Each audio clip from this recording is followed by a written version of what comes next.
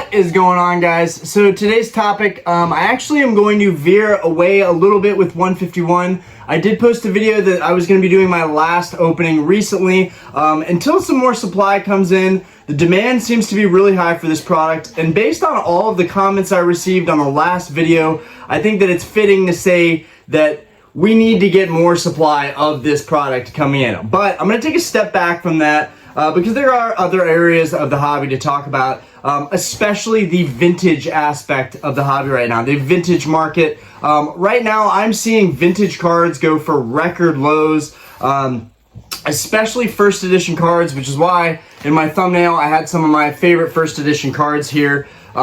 I did trade away my first edition Venusaur and my first edition Blastoise at the Collecticon here in Charlotte, so I am already looking to replace those cards with much higher grades. I would like to get 8s or 9s in that card and then be done with it, and then eventually be able to trade up my Charizard and get a PSA 9 Charizard, or even a CGC 8 or Beckett 8.5, something along those lines.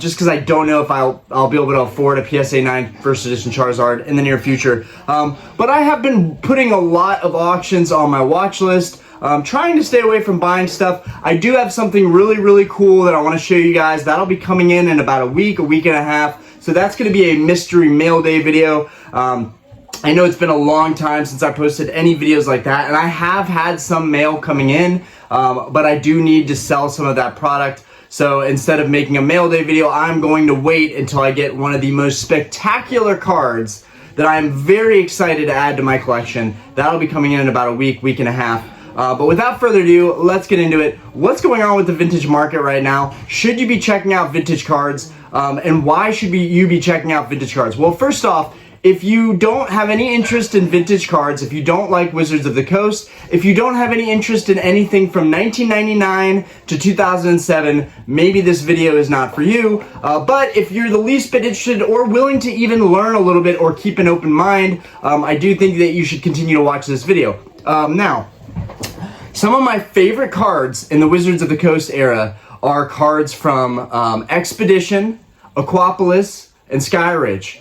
Particularly, the holos in those sets are amazing, but particularly the crystal cards in those sets, particularly Aquapolis and Skyridge. I've talked about this before. I don't want to talk about it too much because they are grail cards that not everybody is going to relate to, that not everybody is even going to want or think are desirable. But for me personally, some of the crystal cards are the most desirable cards in the hobby for me. I've got my crystal Charizard over here, just to give you guys an idea of what I'm talking about. And I have some other crystals as well. But here we have my crystal Charizard. I picked this guy up at the Collecticon here in Charlotte. You can see that it has a holo pattern that's the Cosmos holo, but it also has Cosmo holo that's going down the sides and bottom of the card. That's one thing indicative of the crystals from Skyridge. Apparently not from Aquapolis. I don't know why they didn't do it that way, but they didn't. But the Skyridge cards have that holo effect. They go all the way down the card, similarly to the Gold Stars. And I got my beautiful Rayquaza that I also picked up at Collecticon. Very happy to have these cards. I look at these cards every night. They are definitely the pinnacle of my collecting career. But as you guys can see, you might not be able to see it too well, but you should see some of the holo pattern down here and on the sides. So what they did at the end of Wizards of the Coast with Skyridge, they tried to duplicate in the EX era when Pokemon Co. took over for Wizards of the Coast.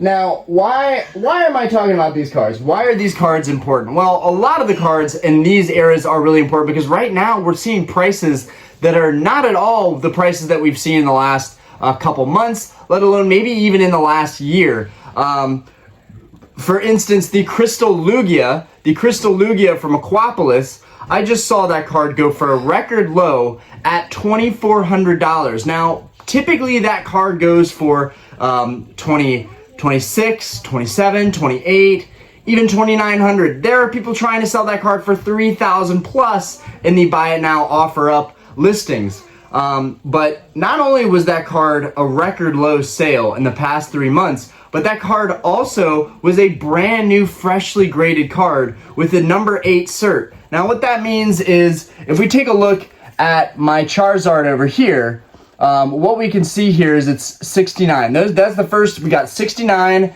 Of course, it's 69. We've got 69 at the first numbers of the cert, and I guess that stands for the 69 millionth. It's the 69 millionth card. So right now we're in the 8s right now for PSA grading certs. Why is this important? Because when you're looking at a graded card, you want to make sure that that card is as freshly graded as possible. There are a lot of examples where a card is older, has an old cert that's in the 2s or 3s or 4s or 5s, and it's still a beautiful card. There's no reason that you can't find old certs that are in great condition, that are, you know, cards that were graded in the very beginning. And also what that says is those cards were pulled way back when and then graded shortly after. And that's not the worst thing in the world because they were slabbed and protected. But the quality control of PSA and their grading standards were a lot different then than they are now. So that's something to keep in mind. Yeah, basically guys, and the Lugia is just one example, but I've been watching a lot of first edition holos, first edition English base set shadowless holos. Basically exactly what I have here. Now, I did sell at the convention, I sold all of my Wizards of the Coast holos. I sold all of my shadowless cards too, which really hurt. I did all of that so that I could focus, one, so I could get liquidity back. Let's just be honest here. I really wanted liquidity. I wanted to be able to sell one card in the future and be able to get all of that money back out of the hobby. In this case, I really wanted that Crystal Charizard, and so I was willing to trade everything I had in 2 acrylic boxes to get that card. And I do think that it was a good trade in the end, even though it is a PSA 8 and I already want a 9, whether it's a Beckett or a PSA. If you have your hands on a PSA 9 or a Beckett 9 and you want to make a deal, reach out to me. I would be more than happy to try and figure something out. But anyways, moving forward, I did trade up a lot of those cards to get that Charizard, and it hurt. But one thing I've never given up is my first edition base set, and I never plan to sell these cards or sell my first edition base set collection. It's really one of the most unique things that I have in my collection.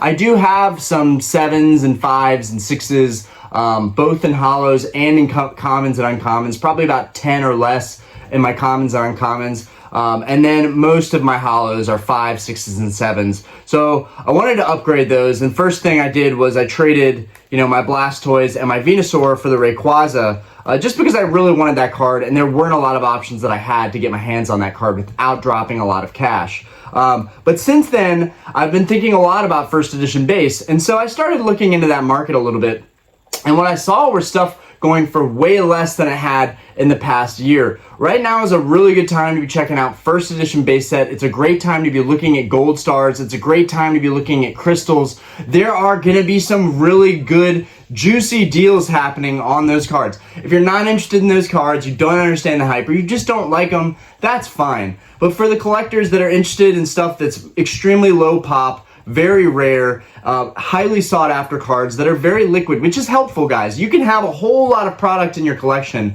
but you can also have a very slim collection that's very risk averse and very efficient, and in terms of getting your liquidity back, it's very important to be able to make a couple deals and get that liquidity back than selling hundreds of cards. And that was one of the biggest factors in trading my boxes of cards to get my Crystal Charizard, is just because of the liquidity aspect. It would take me so much time and effort to sell all of those cards. Yeah, the first edition market looks like it's really good, and I think I'm ready to take a break from 151 and all the hype there and start taking a stab at the base set first edition cards again.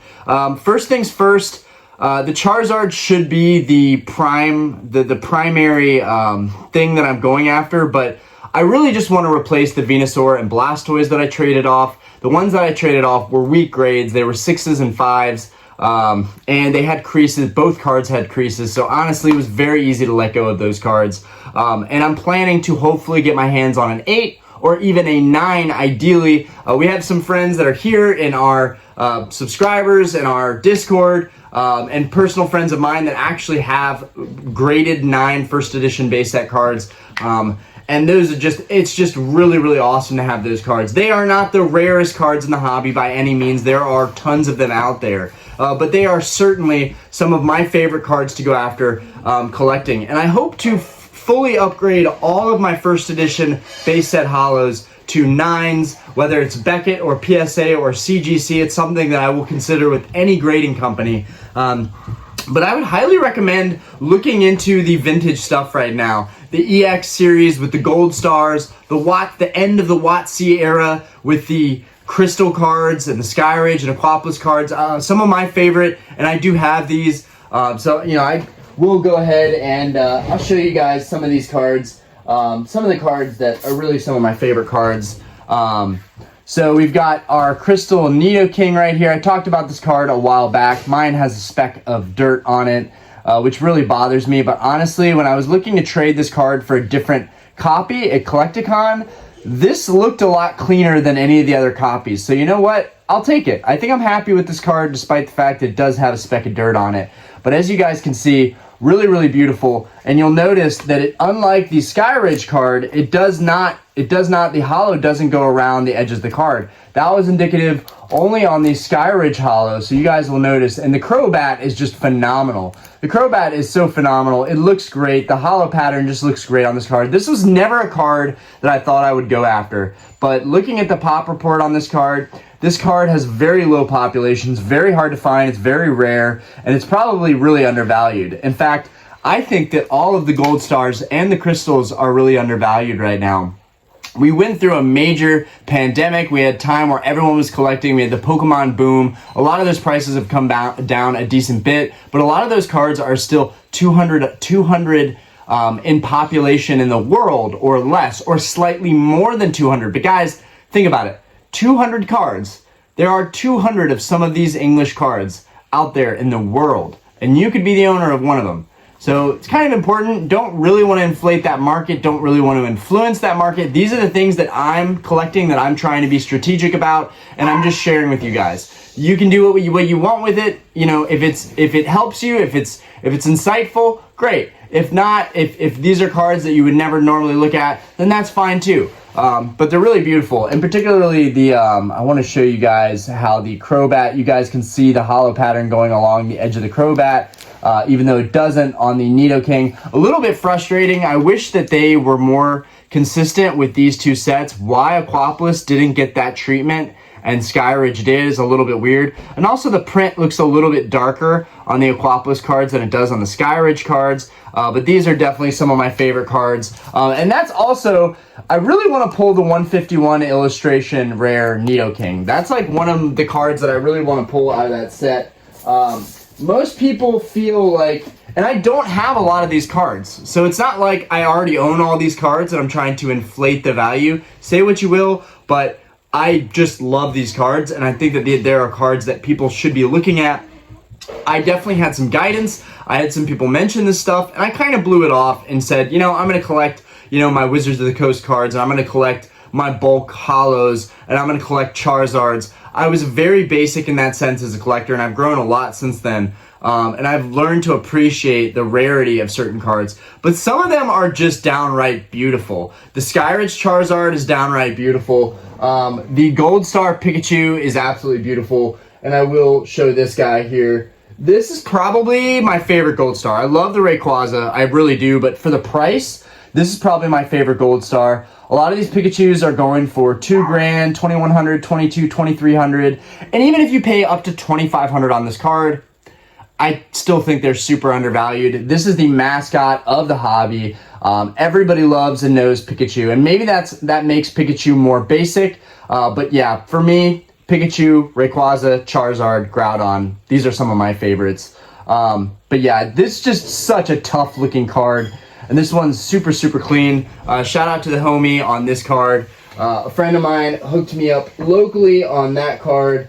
Man, that Skyridge Charizard, good lord. Just look at the holo pattern. Why don't they make cards like this anymore? I'm trying to get this thing in the right lighting with the holo pattern. Let's just take it out of this. Just take a look at these. Yeah, right now could be a really good time. Wow, that's just gorgeous. right now could be a really good time to be looking at the vintage market. These cards are just absolutely gorgeous. And I honestly, guys, I can't even believe that I own this card. I can't even believe it. It's shocking that in the last 3 years collecting, I've managed to move up from theme decks and having my sealed pack collection, and just buying kind of just very basic cards to now collecting very, very niche stuff that not a lot of people are going to get their hands on. And granted, you guys saw the Collecticon video. I was hustling in that video. I hustled my heart out in that video. I was making deals and wheeling and dealing with everybody. So I'm not really surprised that I got my hands on these cards. I said that's what I set out to do. And some of those cards are going to be a lot harder to find. But right now, cards like first edition base set cards, they're on the market. You can find them and you can get better deals than I got. Like for example, this first edition Gyarados, I'm pretty sure is not worth $500. But a year and a half ago, I bought this card for I think $500. Maybe it was 2 years ago. Bought this card for $500, and the market has really moved a lot since then. I think you could probably get a PSA 5 first edition Gyarados for $300 or $350, maybe $400. But these just have lost a lot of value since I picked them up. And this is something that I have to learn from. It's definitely, I wouldn't say a mistake, more or less just a learning experience. But, you know, it is what it is. And I actually, of all of my WotC stuff, I did keep some stuff. I actually forgot about these. But I kept all of my first edition, my other WotC cards that are first edition. I kept all of these. That's the first secret rare. That's a Dark Raichu. We got a first edition Rockets, Zapdos. What else we got in here? And there's a couple more of these. But basically, I'm just showing these to tell you guys that I kept all of my first edition WotCs. I did not let go of any of my first edition WotCs. I do need to get these graded at some point, but it's just, grading is expensive. And I think for that reason alone, the added cost of grading, unless I have a card that I think is going to be a really, really strong potential 9 or 10, there's just not a whole lot of reason for me to grade cards when I can just buy them graded and know that I'm buying and investing into something that'll be stable, rather than buying a raw old card that may or may not be what I think it's going to be. But yeah, guys, this is my rant on, you know, vintage, and maybe we should be looking at vintage with all the hype and attention in 151. I think there are some deals to be had in the vintage market, and I think you can snag some cards for super cheap right now for the low. So it's definitely something to think about. Anyways, I hope you guys enjoyed this video. I hopefully will be opening some more 151 soon. I did buy another product yesterday, but I'm just not finding anything to a point where I feel like I can rip more product. I'm really just gonna be patient. Hopefully my pre-orders go through. If you're having issues like me, it probably has something to do with, especially if you ordered the UPC, it probably has something to do with the fact that a lot of those orders for GameStop, or I guess in my case, TCG Stadium as well, those orders are probably going to ship out when all the UPCs ship out on October 6th. I hope to goodness they do, because I have received no product from either sources yet, and I'm getting very frustrated about it. But anyways, this is my rant on vintage. Let me know what you guys think. Are you guys looking at vintage, or is vintage a thing of the past and everybody's just really focused on modern cards right now? I'm always going to love vintage. I'm always going to be an old head, but I want to know what you guys think. Let me know in the comments if you're collecting vintage, if you're mainly collecting modern, alt arts, what have you. Collecting sealed product, which I do as well, but I just love vintage cards. Anyways, peace out, guys. Have a great day.